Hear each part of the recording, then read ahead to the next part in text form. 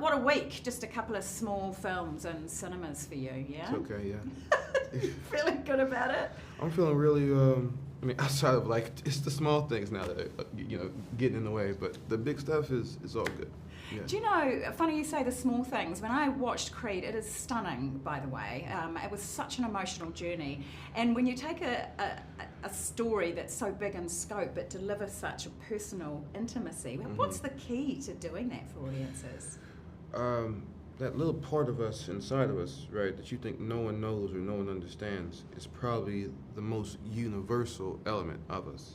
And that's what I believe. And so I think if it's real for me, if it's honest to me, if it comes from that little private part of me, everybody can recognize it. It transcends race and gender and even sports. It transcends all of that and it connects us.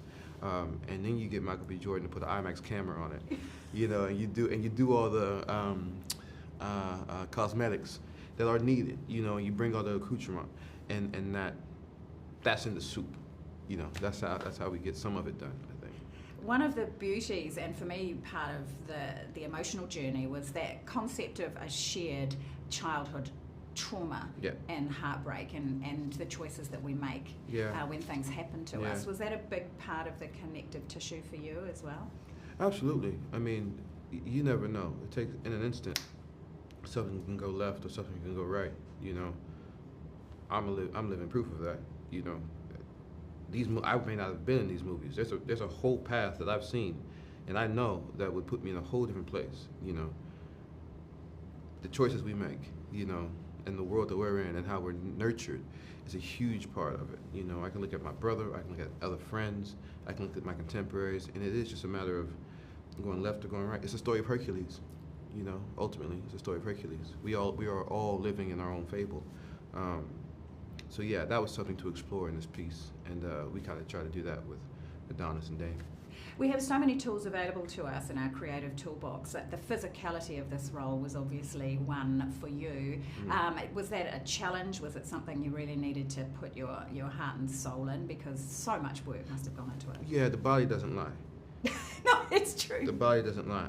I can see if you had that cheeseburger. I can see if you had, at this level, you can see it. You can see if you skip sleep.